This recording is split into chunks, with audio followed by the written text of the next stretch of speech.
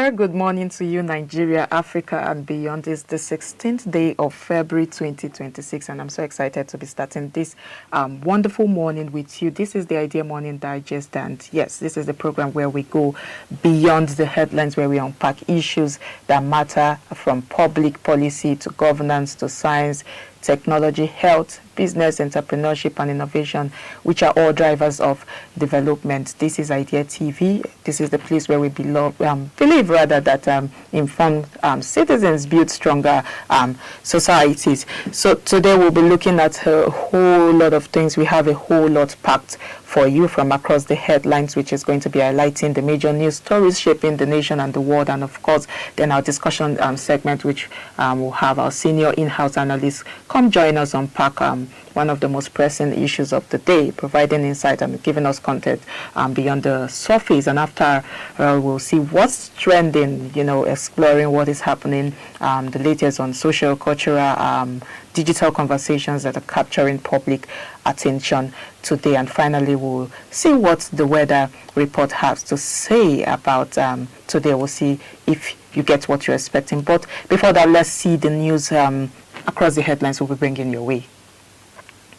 The first news story we're bringing today is that China is set to remove tariffs on import from 53 African countries, and of course, also Ex-INEC officials urge mandatory real-time results transmission as National Assembly meets, and then Lagos launches Fire Marshal Club and takes fire safety campaign to communities. And lastly, you'll be seeing NiDCOM brings home 13 Nigerians rescued from traffickers in Ghana. But all that will be after this short break. Stay with us.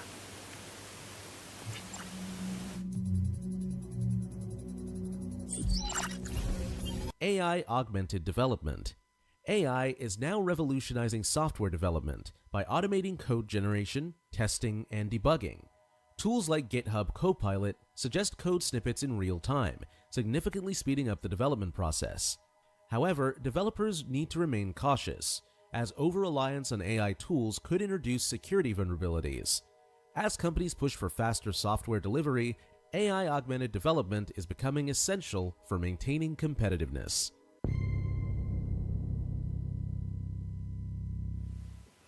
It's very good to know that you're still there with us, and if you're just joining, this is the Idea Morning Digest. The first story we'll be bringing to you, China says it will scrap tariffs on all imports from 53 African countries, with which it has diplomatic relations starting May 1st, 2026. The announcement was made on Saturday by President Xi Jinping in a message to African leaders meeting in Addis Ababa. The pledge was delivered during the African Union summit hosted by the African Union, and China says that zero tariff move is aimed at deepening economic cooperations and, of course, creating new opportunities for African development. And it will, for the first time, give duty-free access to middle-income economies, including Nigeria, Kenya, South Africa, Egypt, and Morocco. And the policy, first flagged in June last year, is also seen as an attempt to address Africa's growing trade deficit with China.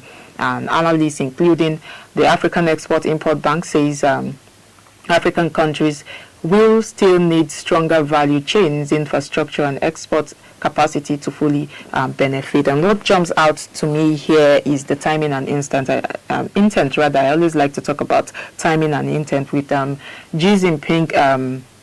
When Xi Jinping makes this kind of promise at the African Union gathering, it's not just about goodwill.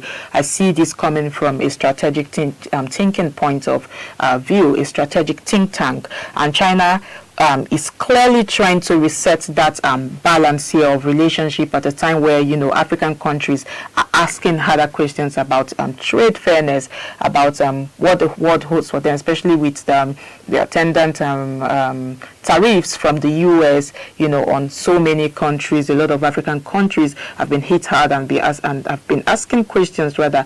And these zero tariffs sound very generous coming from China, because the real issue is, to me, even if it sounds very generous, it's generous rather. I think the question is still there about whether African exporters can actually take advantage of this. And when we talk about taking advantage of it, we are looking at so many aspects, talking of standardization, talking of a whole lot of things. And many of our economies here in Africa, Nigeria included, especially Nigeria, still exports raw, or how should I put it, we still export mostly raw materials, which we take to other countries, which we take to countries like the US, China, other countries,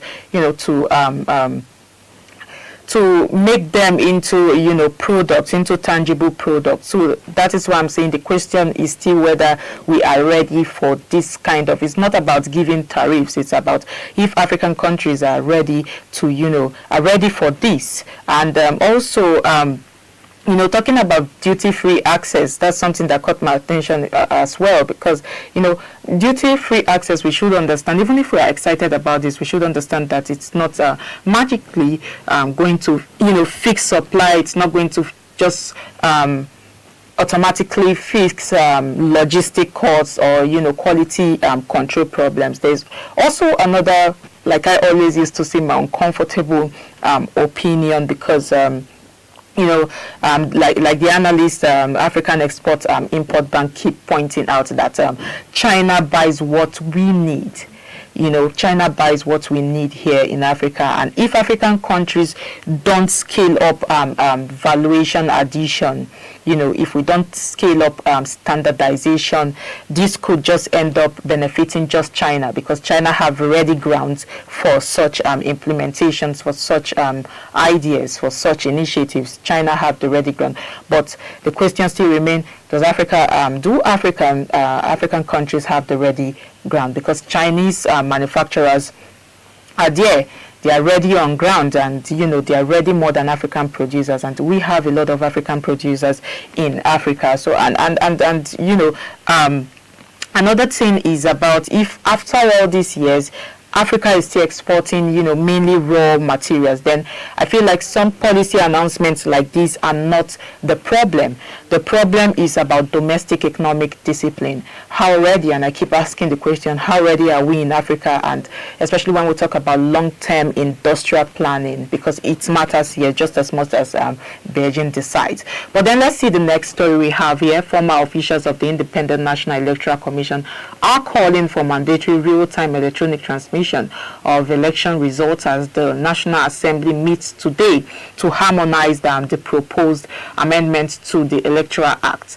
The ex-commissioners say real-time uploads from polling units would improve transparency, reduce result manipulation, and strengthen public trust, especially ahead of the 2027 general election. They argue that technology is already in use and workable, citing past by elections and off-cycle polls.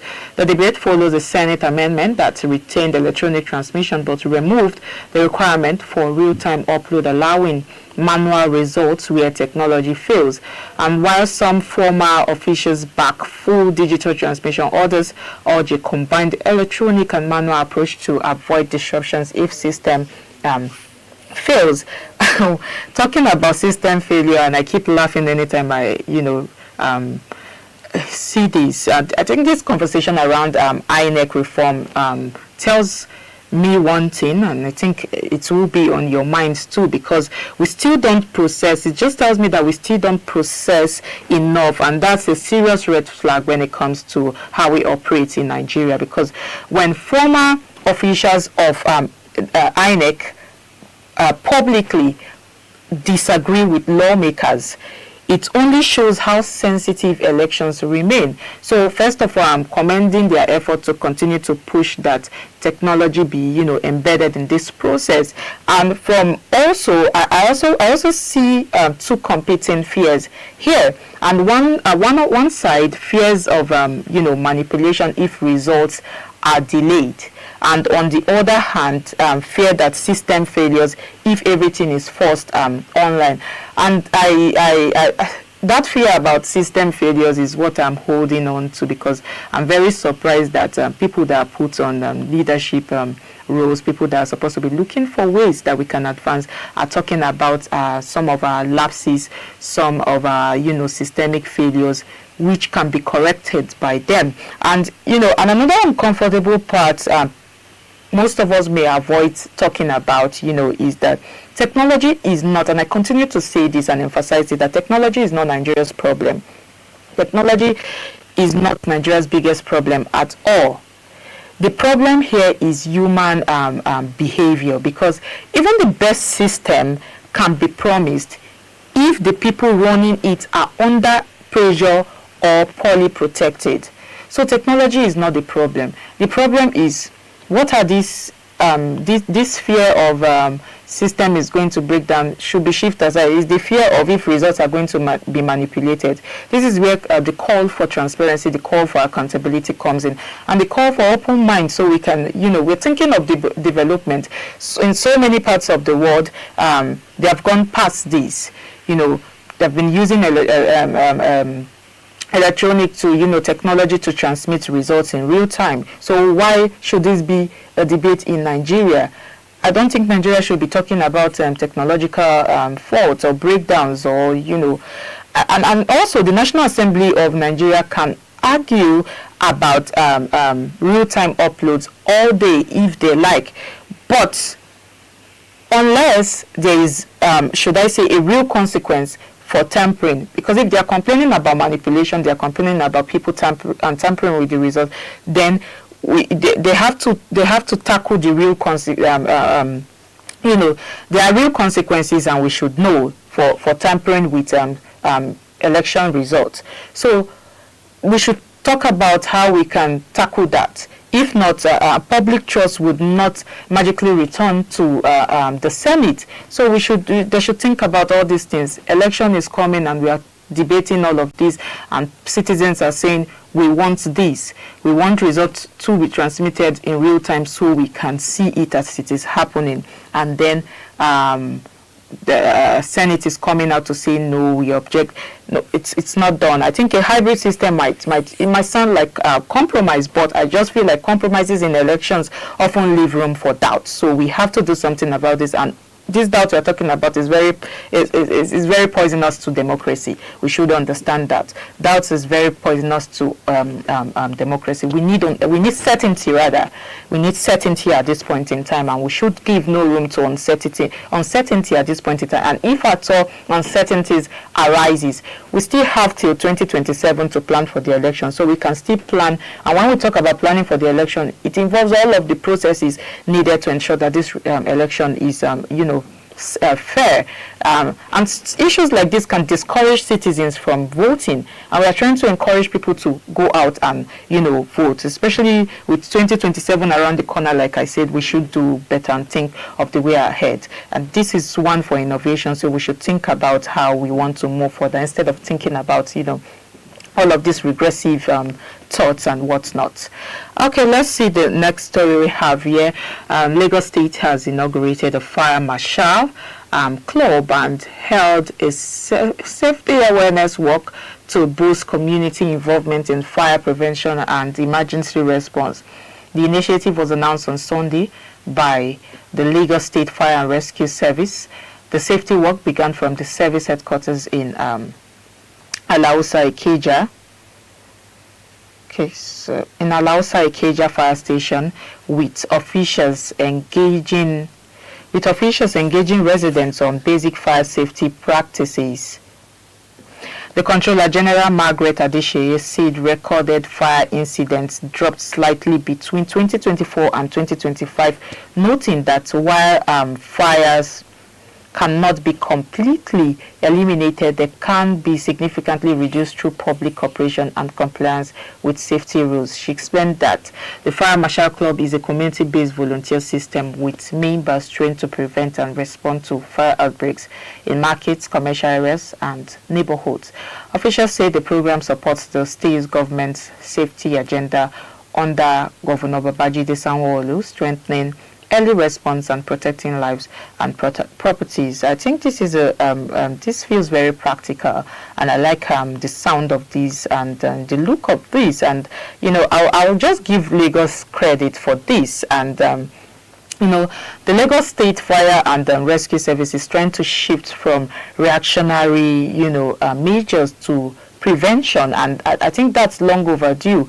At one time we had a fire service officer on the Idea Morning Digest, and he talked a whole lot about fire outbreaks, how it is not, it's not an emergency, how it's not something that just happens without our knowledge. Most times it is out of negligence. And fire outbreaks in markets, and dense neighborhoods usually follow same pattern, faulty wiring, maybe illegal fuel storage, no quick response, or some sort of maybe somebody forgot to turn off something, maybe the sockets and whatnot. So I just feel like a community-based fire marshal club makes huge sense, because the first 5 minutes of a fire matter more than when we are calling siren up and down, when siren is coming. What can you do before the fire service people get there? What can you do to prevent? First of all, if the fire has already broken out, what can you do to manage the situation before the fire service gets on ground? So I think what Lagos State is doing is very, very, very strategic, and I think this is the kind of things we like to see. But I'll need to be honest here, because programs like these only work if there's sustained effort. So we want to see sustained efforts. It's not just it's going to come out now and then the next minute or after maybe 3 to 2 months or 1 year, we don't hear anything. We don't see the seriousness with this, new fire marshal. And I think Lagos has seen many good initiatives fade. This is not the first. It may be the first of its kind, but this is not the first initiative that have been brought about. And we just hope that even after the cameras have been turned off, we still see these efforts continuing. And the backing of Governor Babajide Sanwo-Olu as well matters. But beyond all of these slogans, beyond all of these headlines, beyond all of this news we are seeing, people need equipment, and people need training. And this training should not just carry on for just now. It should carry on for a long time.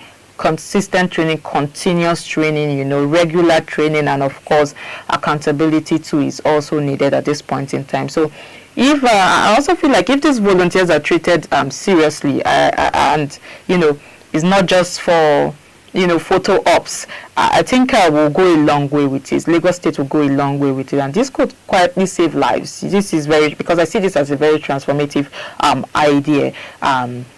Yes, I see this as a very transformative idea, and I also feel like other states should, see things like this and see how they can incorporate it in their states as well, and see how we can manage fire incidences, because from 2025 coming down to 2026, there have been, especially in 2025, there has been serious outbreaks, fire outbreaks.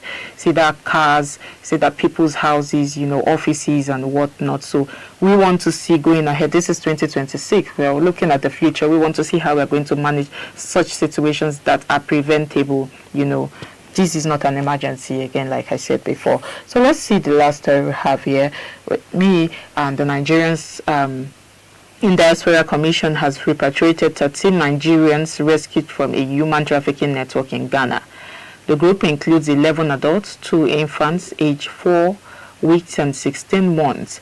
NiDCOM chairperson Abike Dabirerewa said the operation was carried out with support from Nigeria's acting High Commissioner to Ghana, Ambassador Adeoye, and partner agencies. She acknowledged the backing of the First Lady Oluremi Tinubu, particularly for transport and logistics. The National Agency for the Prohibition of Trafficking in Persons has begun profiling for reintegration, while some returnees receive medical and mental health care. Authorities warn young Nigerians against irregular migration and unverified job offers abroad. I think this has been in the story, in the news rather, for a while now, and every time I hear this story or stories like this, I am reminded of how desperation first exploitation. That is what comes to my mind first. When Nigerians in Diaspora Commission brings people home from places like, Ghana, it's relief mixed with sadness, because first of all, we are happy that relief because they are alive. They were rescued. They can be rehabilitated. back into the society and in good shape. And then sadness because many were sold false hope. They must have wasted some effort, time, money.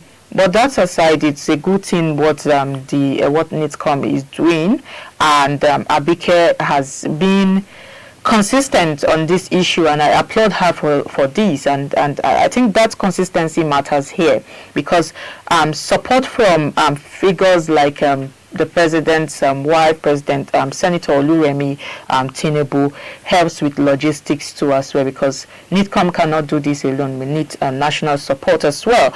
But the deeper problem still falls back home. In as much as we try to repatriate, in as much as we try to rescue, we can rescue as much as we can. As you are rescuing, some others are preparing to take off. So I just feel that my blunt take here is warnings alone won't stop irregular migration. That is what we should know. As long as young people feel locked out of opportunity in a country that should be giving them what they need, in a country that does not provide that enabling ground for them to, thrive, I think traffickers will continue to see them as prey. Traffickers will continue, will keep finding victims, because there are so many people who have been sold lost hopes. There are so many people out there, so many young Nigerians who are out there who have nothing to do with their lives. Some of them not because they do not know what they want to do with their lives, but because a failed system, the country has failed them. The failed system has not enabled them to carry on with their lives as they should. So agencies like the National Agency for Prohibition and Trafficking in Persons can rescue, they can rehabilitate, but I think prevention is economic here. If we want to look at it, it's economic and it's also social. See how we can create awareness, talk to young people so they can understand that this is what is right, this is what is wrong. They can be able to differentiate and make good decisions for themselves. And it's also an economic one, like I said. Nigeria is battling with poverty. We are battling with poverty. We are battling with education. There are so many out of school children. Nigeria is leading at this point in time. So I just feel like we should look at how we can fix the country first.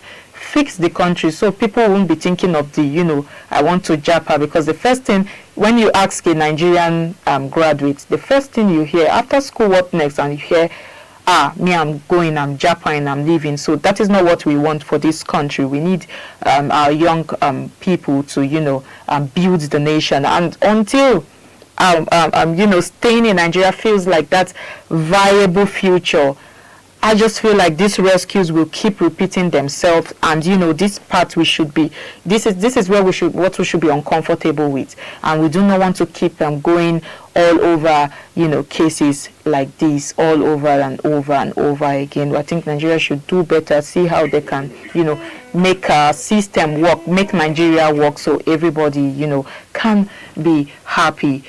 Okay, I think that's the much we can take from the from across the headlines this morning.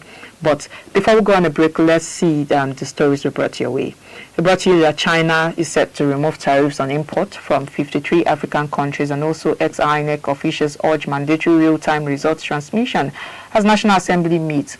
And Lagos launches Fire Marshal Club, takes fire safety campaign to communities. And lastly, you saw that NiDCOM brings home 13 Nigerians rescued from traffickers in Ghana. Okay, you'll be seeing the discussion segment next, but that will be after this short break. Stay with us.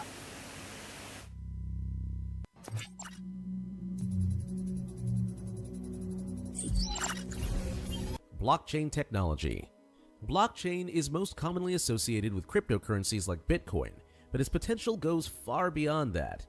Blockchain offers a decentralized, secure, and transparent way to record transactions, which is being applied in industries like finance, supply chain management, and healthcare. For instance, blockchain can verify the origin of products and supply chains or ensure the integrity of medical records. But blockchain still faces hurdles. Its energy consumption and scalability are major issues. By 2025, the blockchain market is expected to grow to $39.7 billion, but widespread adoption will depend on overcoming these challenges.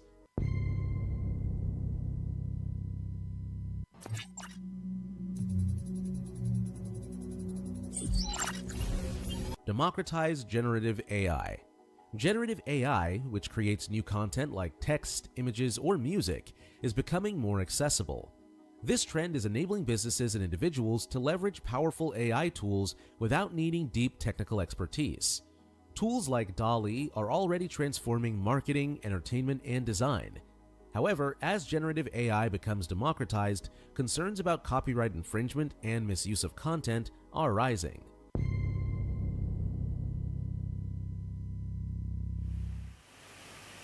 Okay, it's good to have you back. This is still the Idea Morning Digest, and if you're just joining us, you're not too late because we are about to start the discussion segment. So we'll begin today with our attention shifting to a growing security and human rights concern that affects young Nigerians, families, and the country's global image. The federal government has issued a strong warning over illegal recruitment of Nigerians into foreign armed conflicts, describing it as a dangerous trend driven by deception, poverty, and desperation. According to the Ministry of Foreign Affairs, many Nigerians are lured with promises of high-paying jobs, education opportunities, or migration pathways, only to find themselves forced into combat roles in foreign countries. The government says these individuals often travel legally but under false pretenses, making the crime harder to detect until it is too late. And this warning comes after reports that 2 Nigerians were allegedly killed while fighting in the Russia-Ukraine conflict, raising serious questions about how recruitment networks operate, how citizens are protected abroad, and what role public awareness must play in preventing further exploitation. And this is not just a foreign issue, a foreign policy issue. It's also a national concern that brings legal, social, and moral implications as well. And we'll be talking about how these recruitment networks operate, examining the methods used to lure Nigerians and how these networks evade, immigration and service checks. And looking at these, when I look at how these recruitment networks operate, I'm just like, what strikes me here is how calculated, and how deceptive they are. Because we've heard, I think since early this year or last year, if I'm not mistaken, we saw the news come out from a report that Russia and some other countries have been recruiting Nigerians and, young people from other African countries to come and fight these wars for them. And we are talking about people who promise you a life you might only dream of. What they're highlighting there is, high-paying jobs, scholarships. Every now and then you see scholarships, even pathways, of course, to live abroad. And we know that most Nigerians are, seeking for greener pastures abroad. But what they actually deliver is something completely different after offering them all of this dream life, dream jobs, dream education and whatnot. And here's where it gets really tricky, because many of these people leave Nigeria legally. They have passports, they get their visas, but the purpose of the travel is hidden. So it's not in the open. So by the time anyone notices, it's often too late. So you start asking questions like, how do these networks manage to, avoid immigration checks? How are border systems failing to spot all of these red flags? And honestly, I'll just say that some of it comes down to our own vulnerability as a country, because people are desperate to have a good life. People are desperate to live a good life. People are looking for greener pastures where they can find it. So these people desperate for a chance at something better are always in a vulnerable position, because they are always easier to, trick. And why would they fall as prey? Because they are looking for something. So this also brings me to talking about, the socioeconomic drivers, the socioeconomic role, rather, of this issue. Because, look, we must understand that Nigeria has one of the largest youth population. it's not something to understand. It's something we must know in case we don't know. Nigeria has one of the most, largest youth population in the world, but our unemployment rate is stubbornly high. So what do you expect of a nation that cannot cater for the size of youth it has? The National Bureau of Statistics puts youth unemployment at, if I am not mistaken, 40%. And that is not just a number. It's tens of millions of young people, sitting at home with limited opportunities, with limited options, seeing opportunities abroad seems like the only way out for them. Seeing opportunities anywhere outside the country, anywhere outside their country, will be an opportunity for them. That is how they will see it. And when someone comes to you and the person says, we can get you a job in Europe, we can in Europe, we can get you a job in the Middle East, we can get you a job, it's like, oh, no problem. It's always hard to say no, because you believe that, okay, they have a better working system there, okay, you will be paid higher, okay, you can save something so that you can send home. Okay, you can build your dreams. Okay, you can, something is not, one or two things is not going to limit your dreams. But, we just have to understand that poverty and desperation makes people take risks that they might never consider if they are put in a good position. If they have if most of these Nigerians have stronger local support from home, this will not be the case. This will not be what we are talking about. It will be very difficult for somebody. You can't go to some other countries that have proper working systems and tell their youth to come that you want to give them a job in Nigeria or you want to give them a job somewhere else when it is working for them, when life is working for them where they are. So I think this isn't just about bad choices. It's I see it's coming from a place of survivor instinct. It's mostly about survivor instinct and about hope, in places where there are no hopes, in places where systems have failed people. And now, looking at diplomatic and, the legal implications of this, what this trend means for Nigeria's foreign relations and, international obligation is where it gets even more complex, because Nigeria has international obligations, and when our citizens are, how should I put it, are found fighting in foreign wars, it raises legal and moral questions, because it's from questions like, can we be seen indirectly endorsing these actions? Can we be seen as indirectly endorsing these actions? We start to ask so many questions. What does it also say about national image, our national identity, when we see stories like this of Nigerians, being killed abroad in conflict zones, in conflict areas that have nothing to do with the country, on issues and matters that have nothing to do with their own country. And I just feel like this isn't hypothetical.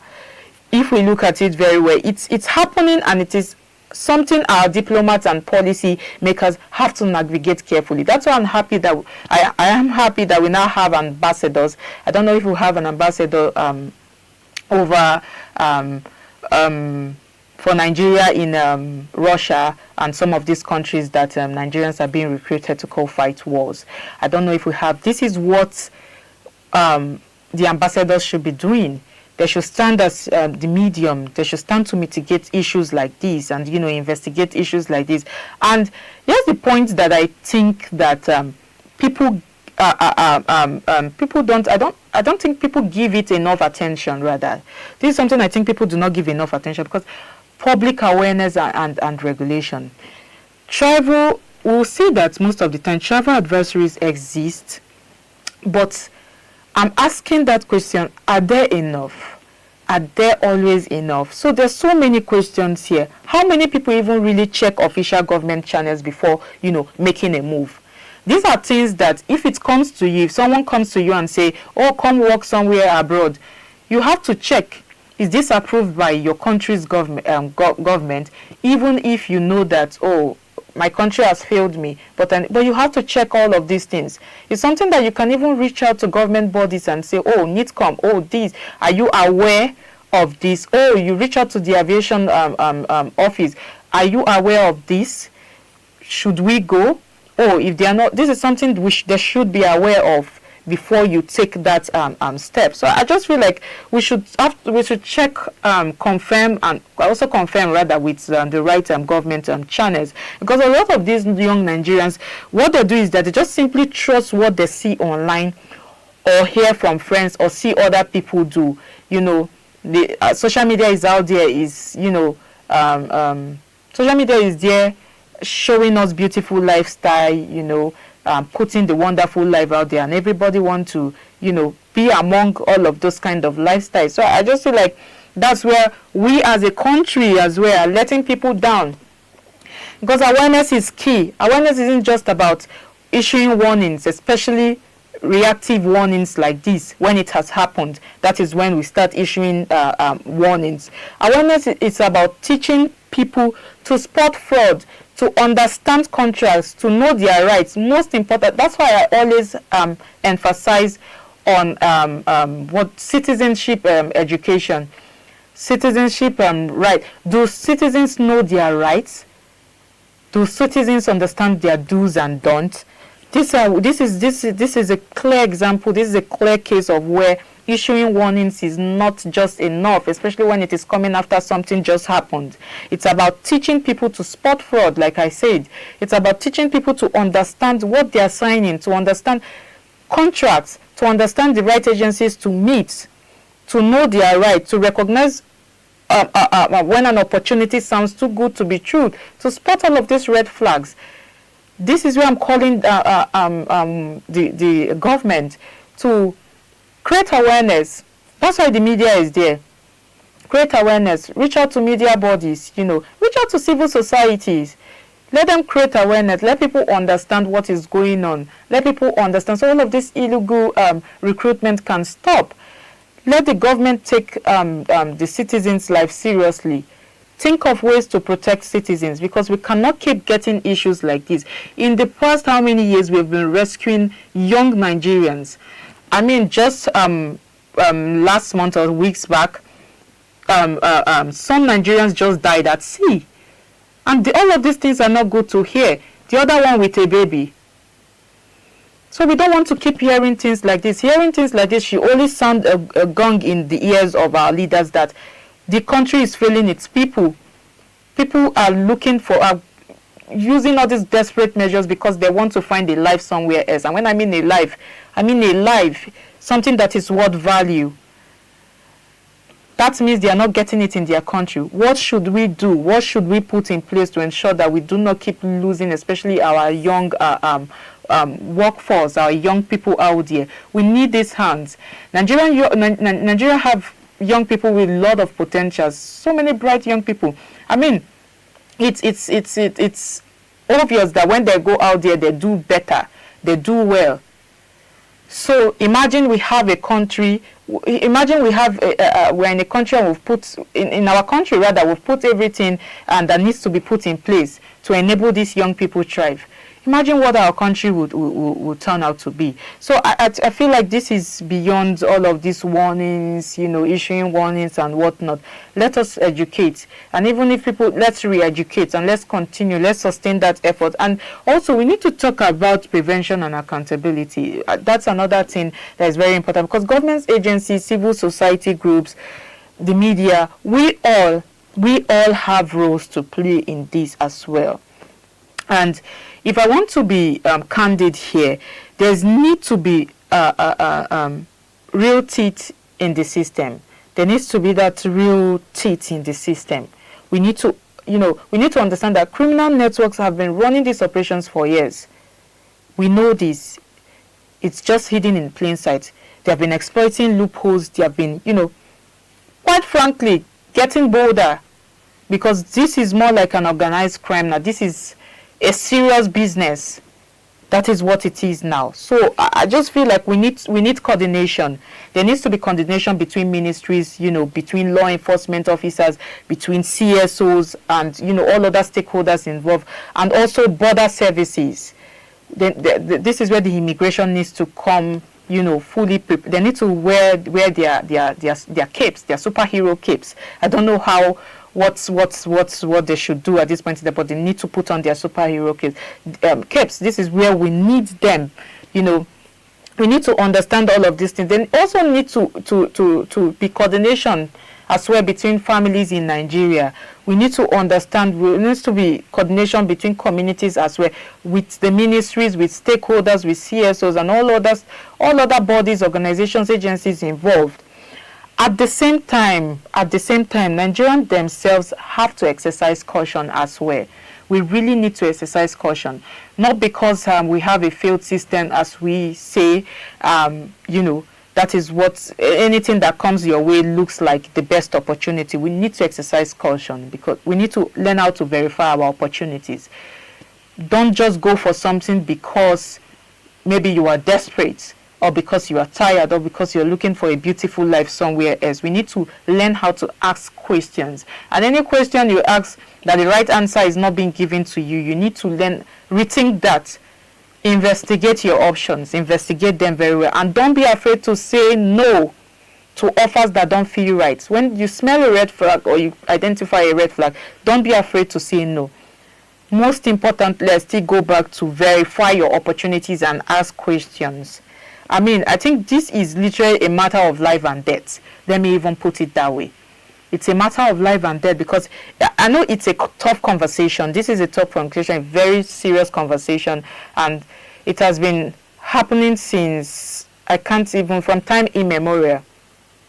I just feel like conversations like this needs to be had. It's very necessary. We need to begin to look for ways we can, cope this situation, this menace once and for all, because seeing young Nigerians risking their lives in conflict thousands of miles away for issues that doesn't concern their countries, it's should I say, often leaves me with so many questions. Like, I've asked some of the questions there, because most of them do not even understand what they are signing up for. That is the painful part of this. That is the saddest part of this. Most of them do not understand what they are. So it's like they are exploiting them, because they understand that this is a country that do not have enough for their young population. So let's lure them in with, glorious opportunities, rosy opportunities. So a lot of people do not know what they are signing up for. A lot of young people do not know what they are signing up, and it is very heartbreaking. And I also feel a responsibility as a media person to, tell the news and continue to push for this. I think we're going to continue to advocate for this, but also I also feel the need to give people a perspective on this, and this is an effort I promise you, my viewers, that I'm going to carry on from today. And also, still go back to education. Public education is very important here. Vigilance is also very, very important here, and also that collective, accountability is very, very important here. And these are all the tools we should be exploring at this point in time. We should be looking for all the options to, make sure that this doesn't continue for a long time. And because if we risk putting all this in place, I think the stakes will be higher. The stakes will be higher in the coming future, and we don't want that. We're in 2026 already. But this is the much I can say. We're still on the discussion segment. Senior analyst Chris Ejiofor will be joining us after this break. Stay with us.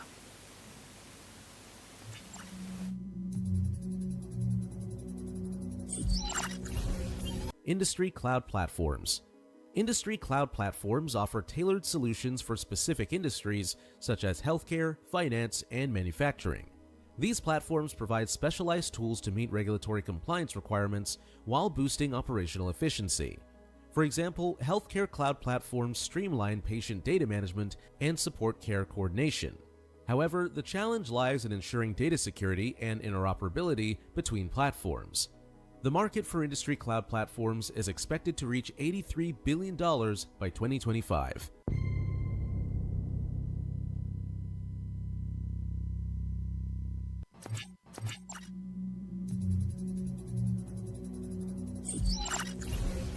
Continuous Threat Exposure Countermeasure, CTEM. CTEM tools enable organizations to continuously monitor and address vulnerabilities in real time. This proactive approach helps businesses stay ahead of cyber threats and comply with security standards. While CTEM systems are improving cyber